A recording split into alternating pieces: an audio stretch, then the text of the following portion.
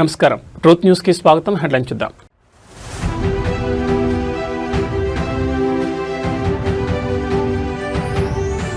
స్వచ్ఛాంధ్ర స్వర్ణాంధ్ర దిశగా కూటమి ప్రభుత్వం అడుగులు. నెట్టింట డిజిటల్ ప్రచారం శరవేగం.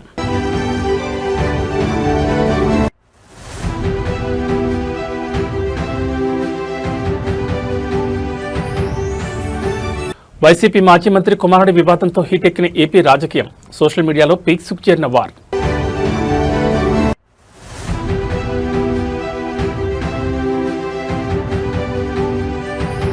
కార్టూనిస్ట్ శేఖర్ మెమోరియల్ అవార్డ్స్ 2026 వేడుకలో కేటీఆర్. సోమాజిగూడ ప్రెస్ క్లబ్లో సాహిత్య హంగులు.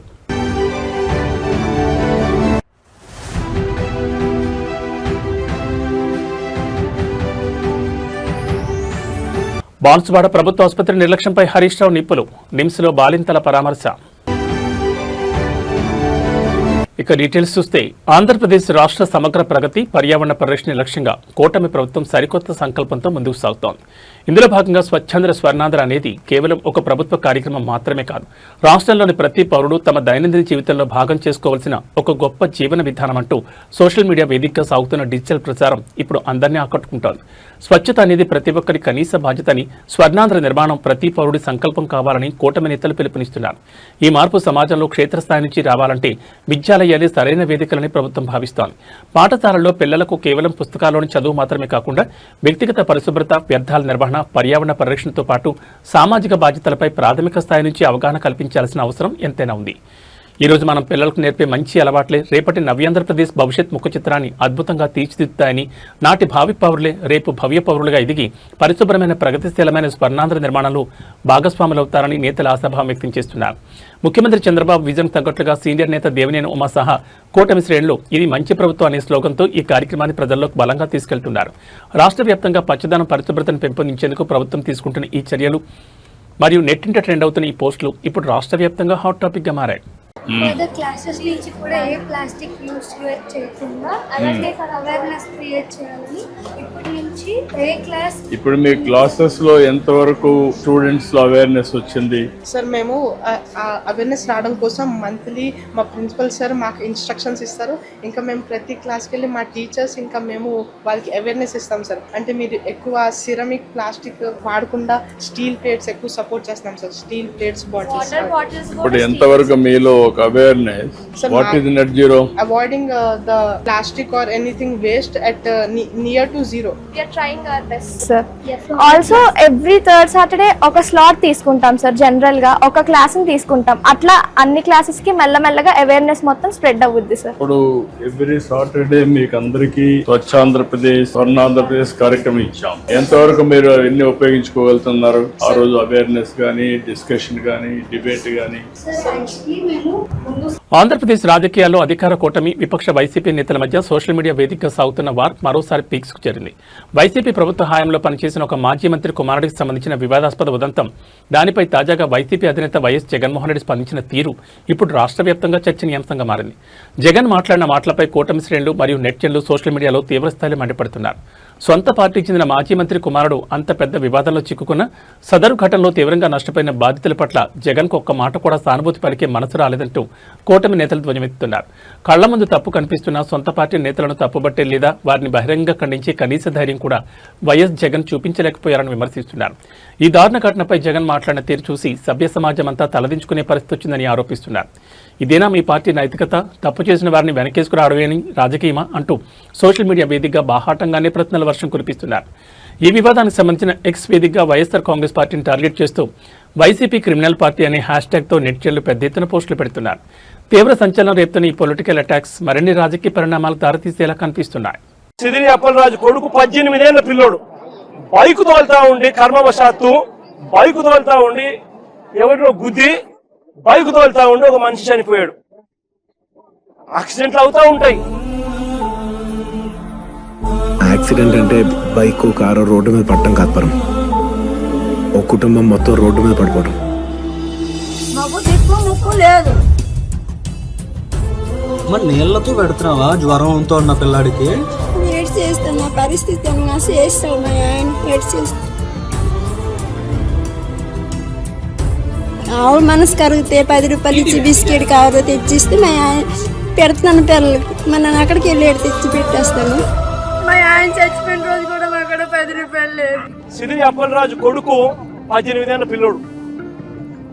సిదిరి అప్పలరాజు డాక్టర్, పలాస ఎమ్మెల్యే, మంత్రి, ఫిషింగ్ మంత్రి మన ప్రభుత్వంలో. నువ్వు అంత డబ్బుగాలోడు అయితే నీకు అవులేడు చేయలేరా? నీకు పదవి ఉన్నదని నీకు ఏడు చేయలేము. మేము నిజమే, మేము చేయలేము. డబ్బు ఉందో ధనం ఉందో బియ్యం ఉందో చూడండి ఒకసారి వెళ్ళి. ఈ అమ్మాయి అబద్ధం చెప్తున్నాను. 1,50,000. రాజకీయ విమర్శలు ప్రతి విమర్శల మధ్య నిత్యం బిజీగా ఉండే బీఆర్ఎస్ వర్కింగ్ ప్రెసిడెంట్ కేటీఆర్ ఆదివారం ఒక వినూత్నమైన ఆహ్లాదకరమైన సాహిత్య కళావేదికపై మెరిశారు. ప్రముఖ కార్టూనిస్ట్ శేఖర్ స్మారకార్థం సోమాజిగూడ ప్రెస్ క్లబ్లో నిర్వహించిన కార్టూనిస్ట్ శేఖర్ మెమోరియల్ అవార్డ్స్ 2026 ప్రదానోత్సవానికి ఆయన ముఖ్య అతిథిగా హాజరయ్యారు. ఈ సందర్భంగా ప్రతిభావంతులైన కార్టూనిస్ట్ ఎం నారు, చిత్రకారుడు కోరెళ్ల శ్రీనివాసులకు కేటీఆర్ చేతుల మీదుగా పురస్కారాలు అందజేశారు. ఈ వేదికపై కేటీఆర్ మాట్లాడుతూ నిత్యం రాజకీయ ఒత్తిడిలో ఉండే తమకు ఇలాంటి కవులు, రచయితలు, చిత్రకారుల వేదికలు ఎంతో ఉపశమనాన్ని, పాత జ్ఞాపకాలను అందిస్తాయని ఆనందం వ్యక్తం చేశారు. ఒక చిత్రం 1000 పదాలతో సమానమంటూ కార్టూన్లు సమాజంపై చూపే ప్రభావాన్ని కొనియాడారు. ఇదే క్రమంలో తనకు అంతర్జాతీయంగా బిల్ వాటర్సన్ సృష్టించిన Calvin and Hobbes cartoon scripts అంటే ఎంతో ఇష్టమని తన మనసులోని మాటను పంచుకున్నారు.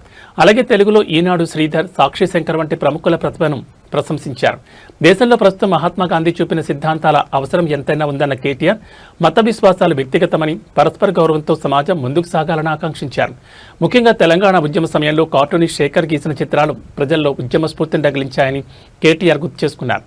తీవ్ర అనారోగ్యంలోనూ తెలంగాణ బిల్లు పార్లమెంట్లో ఆమోదమైన రోజున శేఖర్ గణపాట్కు వెళ్లి ఆనందించిన ఘటన తనను ఎంతో కదిలించిందన్నారు. అయితే జూన్ 2, 2014 తెలంగాణ రాష్ట్రం ఏర్పడక ముందే ఆయన మరణించడం దురదృష్టకరమన్నారు. జీవితంలో గెలుపోటములు సహజమని, అధికారంలో ఉన్నా లేకపోయినా ప్రజలకు మేలు చేయడమే ప్రజాప్రతినిధుల కర్తవ్యమని స్పష్టం చేశారు. వచ్చే ఏడాది నుంచి ఈ అవార్డుల వేడుకను ప్రెస్ క్లబ్లో కాకుండా రవీంద్ర భారతిలో మరింత వైభవంగా నిర్వహించేందుకు తన వంతు పూర్తి సహకారం అందిస్తారని కేటీఆర్ హామీ ఇచ్చారు.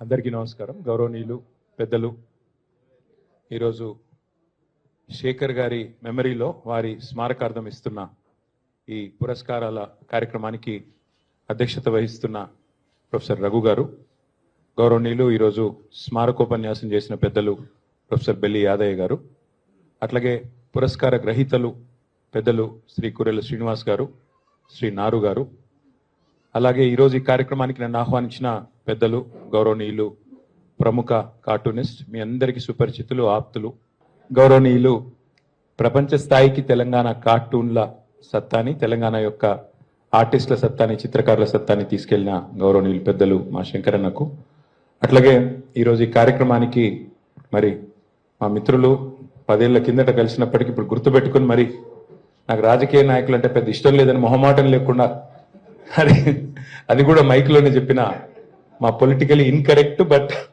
కరెక్ట్ ఆలోచన విధానం ఉన్న మా రమేష్ గారు, అట్లాగే ఈరోజు ఈ కార్యక్రమానికి నన్ను ఆహ్వానించిన సోదరుడు, మాకు ఢిల్లీ నుంచి మిత్రుడు, శేఖరన్న తమ్ముడు కంబాలపల్లి కృష్ణ గారు, అట్లాగే శేఖరన్న మరి ఆరాధించిందేమో చిత్రకళని బట్ పెళ్లి చేసుకుంది చంద్రకళ గారిని, చంద్రకళ గారికి, అట్లాగే వారి కుమారుడు నందు, వారి కుమార్తె చేతన, వారి మనవడు యునీక్. నేను ఈ పేరు ఎక్కడ వినలేదు ఇదివరకు, ఫస్ట్ టైం వింటున్నా.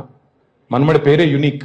సో తమ్ముడు యునీక్కి, అట్లాగే వాళ్ళ చెల్లెలు స్వేచ్ఛకి, అట్లాగే ఈరోజు ఇక్కడికి విచ్చేసిన మిత్రులందరికీ మరి హృదయపూర్వకంగా నమస్కారాలు. ప్రెస్ క్లబ్లో ఉండే ప్రెస్ మిత్రులందరికీ కూడా ప్రత్యేకంగా నమస్కారాలు.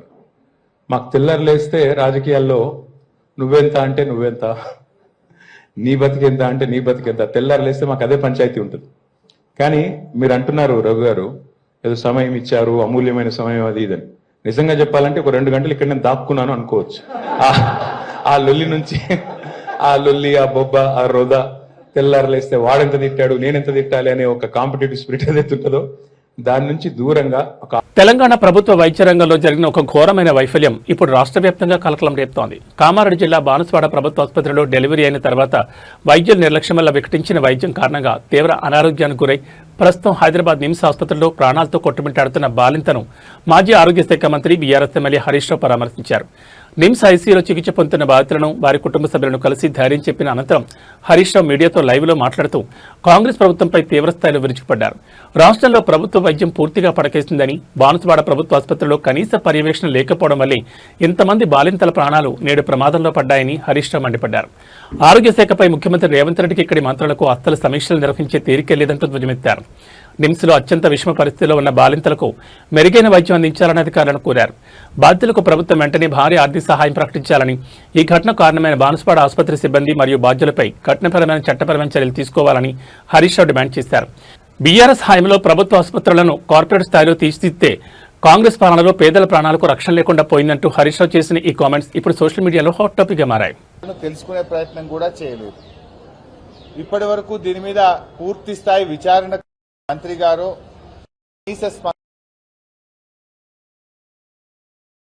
కావస్తున్న రాష్ట్ర ప్రభుత్వం నుంచి కనీస స్పందన కూడా లేదు. ఇప్పటి వరకు ఒక శాసనసభ్యుడో, ఒక మంత్రి గారో, వైద్య ఆరోగ్య శాఖ ఒక ఉన్నతాధికారో వచ్చి పరామర్శించిన పాపాన పోయింది లేదు. సంఘటన ఎందుకు జరిగింది అని పూర్వాపరాలను తెలుసుకునే ప్రయత్నం కూడా చేయలేదు. ఇప్పటి వరకు దీని మీద పూర్తి స్థాయి విచారణకు కూడా ఆదేశించలేదు. ఇవాళ ఆ తల్లుల పరిస్థితి ఏంది? చిన్న పిల్లలు, వాళ్ళు పూర్తిగా కోలుకొనకపోతే రేపు ఆ పిల్లల్ని ఎలా చూసుకోవాలి, ఆ సంసారాన్ని ఎలా వెళ్లదీయాలి, ఆ కుటుంబ పరిస్థితులు ఎంత దారుణంగా దెబ్బతింటాయో ఒక్కసారి ఆలోచించాల్సిన అవసరం ఉంది. 10వ తేదీ 6గురికి మీరు సిజరిన్ చేశారు. ఎప్పుడైతే వాళ్ళకి ఇన్ఫెక్షన్ వచ్చిందో మరి మళ్ళీ 11వ తేదీ ఎందుకు చేశారు?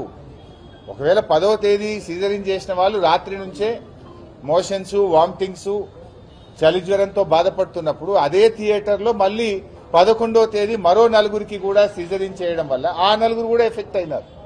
అంటే ఇక్కడ వాళ్ళని మేము మాట్లాడినప్పుడు 2 విషయాలు చెప్తా ఉన్నారు. పేషెంట్స్ యొక్క అటెండెంట్స్ కానీ, పేషెంట్స్ కానీ, థియేటర్లో ఉన్నటువంటి ఇన్ఫెక్షన్ మాకు సోకింది, థియేటర్ మెయింటెనెన్స్ సరిగా లేకపోవడం వల్ల మేము 10 మందిని డాక్టర్ల నిర్లక్ష్యానికి బలయ్యాము అని చెప్పి చెప్తా ఉన్నారు. ఇంకొక పేషెంట్ అటెండెంట్ ఏమంటున్నారంటే కాలం చెల్లిన మందులు వాడారు, ఎక్స్పైర్డ్ మెడిసిన్ మాకు ఇవ్వడం వల్ల మాకు ఈ పరిస్థితి ఏర్పడ్డది అని చెప్పి ఇంకొక పేషెంట్ యొక్క అటెండెంట్స్ చెప్తా ఉన్నారు. భారత అంతరిక్ష పరిశోధన రంగంలో సరికొత్త చరిత్ర సృష్టించిన హైదరాబాద్కు చెందిన స్టార్టప్ సంస్థ స్కైరూట్ ఏరోస్పేస్ సాధించిన అద్భుత ఘనతపై ప్రధాని నరేంద్ర మోడీ ప్రశంసల జల్లు కురిపించారు. పార్లమెంట్ సమావేశాల ప్రారంభానికి ముందు దేశ రాజధాని ఢిల్లీలో మీడియాతో మాట్లాడిన ప్రధాని స్కైరూట్ సక్సెస్ కావడం దేశానికి గర్వకారణమని కొనియాడారు. కేవలం 28 ఏళ్ల యువత ఒక రాకెట్ ను విజయవంతంగా రోదస్సులోకి పంపించారని, భారత అంతరిక్ష ప్రస్థానంలో ఇది అత్యంత కీలకమైన ఘట్టమని ఆయన అభివర్ణించారు. దేశ ఆర్థిక ప్రగతి గురించి ప్రధాని మోడీ మాట్లాడుతూ ప్రపంచ దేశాలన్నీ ఆర్థిక ఒడిదుడుకులు ఎదుర్కొంటున్న భారతదేశం మాత్రం ఏకంగా 7.7% ఆర్థిక వృద్ధి రేటును నమోదు చేస్తూ దూసుకుపోతోందని స్పష్టం చేశారు. ఈ వృద్ధి రేటు దేశ ప్రగతికి, ప్రభుత్వ సరైన విధానాలకు నిదర్శనమని పేర్కొన్నారు. ఇదే తరుణంలో ప్రారంభం కానున్న పార్లమెంట్ సమావేశాల గురించి ప్రధాని కీలక వ్యాఖ్యలు చేశారు. ఉభయ సభలు సమావేశాలు సజావుగా సాగేందుకు, అత్యంత ఫలప్రదమైన చర్చలు జరిగేందుకు ఎంపీలందరూ పూర్తి స్థాయిలో సహకరించాలని పీఎం మోడీ పిలుపునిచ్చారు. యువత సాధిస్తున్న విజయాలు, దేశ ఆర్థిక వృద్ధిపై ప్రధాని చేసిన ఈ వ్యాఖ్యలు ఇప్పుడు దేశవ్యాప్తంగా డిజిటల్ ప్లాట్ఫామ్స్ లో ట్రెండ్ అవుతున్నాయి. अनेक सिद्धियां प्राप्त की है और देशवासी गर्व से भर जाए, इस प्रकार की सिद्धियों का सिलसिला चला है. चाहे राष्ट्रीय हो, अंतर्राष्ट्रीय हो और अब तो अंतरिक्ष भी हो, एक प्रकार से भारत के लिए गर्व के पल रहे हैं. पिछले वर्ष मॉनसून सत्र के ठीक पहले भारतीय नागरिक इंटरनेशनल स्पेस स्टेशन पर पहुंचा था और कल ही परसों भारत का एक युवा स्टार्टअप, उसने बहुत बड़ी सिद्धि प्राप्त की है. विश्व के कम ही देश हैं जहां इस प्रकार से प्राइवेट ఆంధ్రప్రదేశ్ రాజకీయాల్లో మరో సంచలన ల్యాండ్ స్కేమ్ ఉదంతం కలకలం రేపుతోంది. వైఎస్ఆర్ కాంగ్రెస్ పార్టీ సీనియర్ నేత ఆంధ్రప్రదేశ్ అసెంబ్లీ మాజీ స్పీకర్ తమ్మినేని సీతారాంకు భూ కుంభకోణం కేసులో గట్టి షాక్ తగిలింది. సుమారు 4 కోట్ల రూపాయల విలువైన భూ వివాదంలో ఆయనతో పాటు ఆయన కుటుంబ సభ్యులపై పోలీసుల దర్యాప్తు అత్యంత ముమ్మరంగా సాగుతోంది. ఈ కేసు వివరాల్లోకి వెళ్తే నకిలీ పత్రాలు, తప్పుడు మరణ ధృవీకరణ పత్రాన్ని సృష్టించి సుమారు 900 చదరపు గజాల విలువైన ల్యాండ్ను తమ్మినేని సీతారాం కుమారుడు తమ్మినేని చిరంజీవి నాగ్ పేరుపై అక్రమంగా నమోదు చేసినట్లు బలమైన ఆరోపణలు వచ్చాయి. ఈ వ్యవహారంపై రంగంలో దిగిన పోలీసులు కేసు నమోదు చేసి లోతుగా దర్యాప్తు చేస్తున్నారు. కేవలం కుమారుడే కాకుండా ఈ 5 కోట్ల రూపాయల విలువైన భూదంతా వెనుక మాజీ స్పీకర్ తమ్మినేని సీతారాం, అలాగే ఆయన భార్య తమ్మినేని వాణి పాత్ర కూడా ఉందనే అనుమానాలతో పోలీసులు ఆ కోణంలో కూడా విచారణ వేగవంతం చేశారు.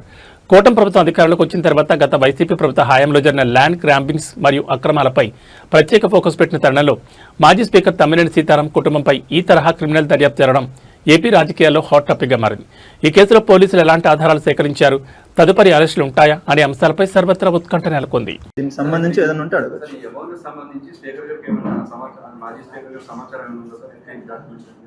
ఖచ్చితంగా ఉంది అండి, 100% వాళ్ళకు ఉంది. వాళ్ళకి ఆ ఇన్ఫర్మేషన్ తెలుసు. ఎందుకంటే వెరీ క్లియర్గా ఈ సైట్ ఓనర్ ఎవరున్నది వాళ్ళకి తెలుసు. ప్లస్ ఎవరైతే సేల్ చేస్తున్నారో ఆ పర్సన్ ఇక్కడ కానే కాదు, ఇక్కడ వ్యక్తే కాదు, జైపూర్ ఒడిశాకు సంబంధించిన వ్యక్తి. ఇప్పుడు అడపాల, ఇప్పుడు ఒక ఫ్యామిలీ సర్టిఫికేట్ మన దగ్గరికి తీసుకొని వచ్చినప్పుడు మీ నాన్న ఎవరు, మీ మదర్ ఎవరు అన్నది బేసిక్ క్వశ్చన్ అడుగుతాం మనం. అందులో వెరీ క్లియర్గా మా నాన్న అందవరపు గోవిందరాజు అన్న పేరు రాసి ఉంటే ఆ పర్సన్ బ్రతికే ఉన్నారు. ఆ పర్సన్ ఎవరున్నది మీకు అందరికీ తెలుసు. ఇక్కడ నేను చెప్పాల్సిన అవసరం కూడా లేదు. ఇక్కడ లోకల్గా ఏమని పిలుస్తారు, ఎందుకంటే అతనేం అన్నోన్ పర్సన్ కూడా కాదు, అందరికీ తెలిసిన పర్సనే అతను. సో అంత క్లియర్గా ఉన్నప్పుడు ఇది క్లియర్ క్రిమినల్ కన్స్పిరసీ. ఆ సైట్ ఏదైతే ఉందో ఆంధ్రప్రదేశ్లో కూటమి నాయకుల అరాచకాలు రోజురోజుకు మితిమీరిపోతున్నాయంటూ సోషల్ మీడియా వేదికగా తీవ్ర దుమారం రేగుతోంది. మొన్న గుంటూరు జిల్లాలో జరిగిన ఘటన మరొక ముందే నేడు కడప జిల్లాలో మహిళలపై తెలుగుదేశం పార్టీ నాయకులు జరిపిన దాడి తీవ్ర సంచలనంగా మారింది.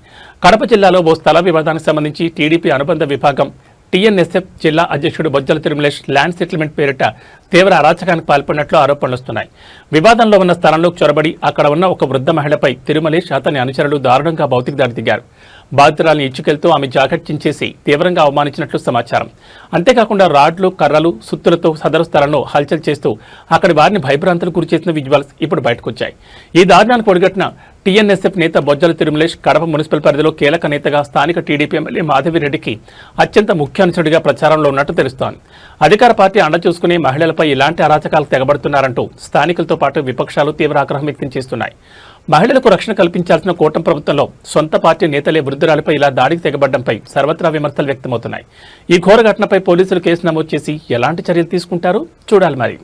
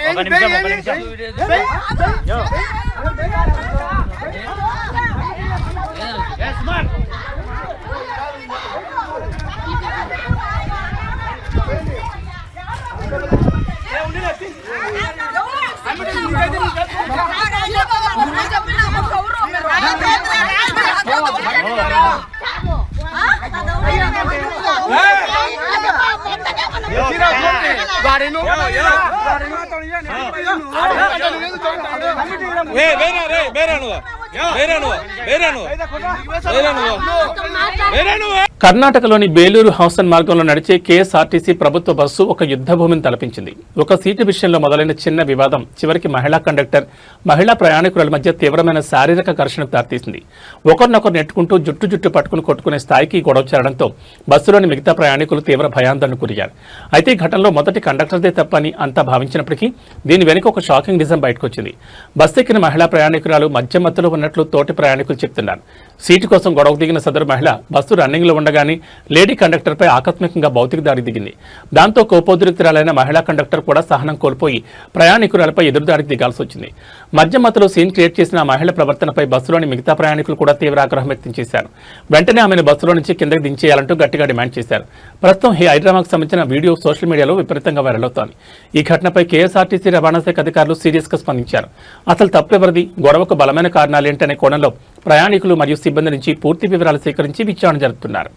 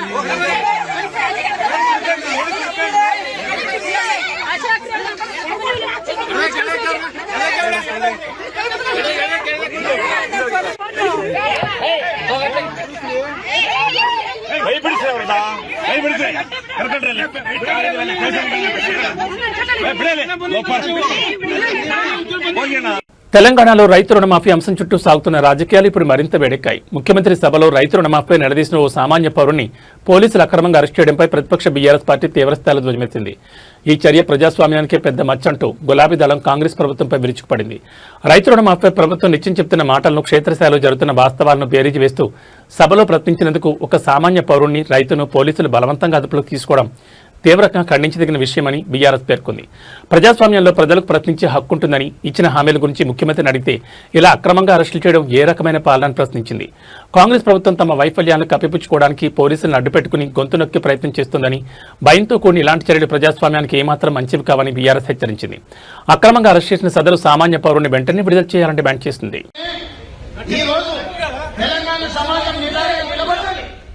ఎవరు మాట్లాడినా ఎవరు ఇట్లాంటి ఏషాలు చేసినా ఈ సమాజం నిలబడి ఎదుర్కొంటుంది.